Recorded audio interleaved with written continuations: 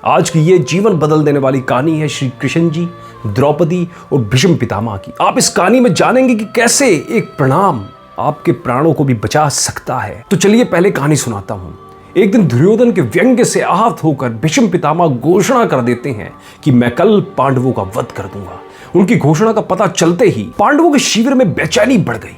भीष्म पितामह की क्षमताओं के बारे में सभी को पता था, इसलिए सभी किसी अनिष्ट की आशंका से परेशान हो गए। तब श्री कृष्ण ने द्रौपदी से कहा, अभी मेरे साथ चलो। श्री कृष्ण द्रौपदी को लेकर सीधे भीष्म पितामह के शिविर में पहुंच गए। शिविर के बाहर खड़े होकर उन्होंने द्रौपदी से कहा, अंदर जाकर भीष्म पितामह को प्रणाम करो। द्रौपदी ने अंदर जाकर पितामह भीष्म को प्रणाम किया तो उन्होंने अखंड सौभाग्यवती भवा का आशीर्वाद दे दिया।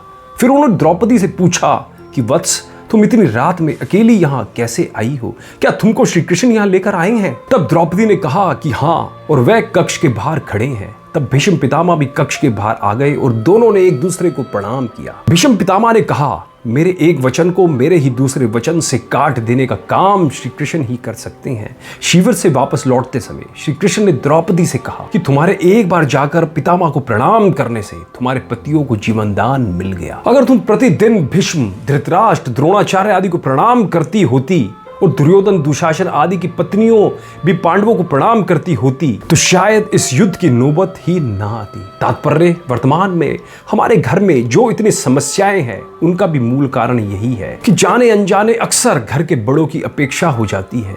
यदि घर के बच्चे और बहुएं प्रतिदिन घर के सभी बड़ों को प्रणाम कर उनका आशीर्वाद ले ले तो शायद किसी भी घर में कभी भी कोई कलेश ना हो। बड़ों के दिए आशीर्वाद कवच की तरह काम करते हैं, उनको कोई अस्त्र शस्त्र नहीं भेज सकता। इसलिए आप सभी मित्रों को निवेदन है कि इस संस्कृति को सुनिश्चित कर नियमबद्ध करें तो घर स्वर्ग बन जाए। क्योंकि प्रणाम प्रेम है, प्रणाम अनुशासन है, प्रणाम शीतलता है, प्रणाम आदर सिखाता है, प्रणाम से सुविचार आते हैं, प्रणाम झुकना सिखाता है, प्रणाम क्रोध मिटाता है, प्रणाम आंसू धो देता है, प्रणाम अहंकार मिटाता है और प्रणाम हमारी संस्कृति है।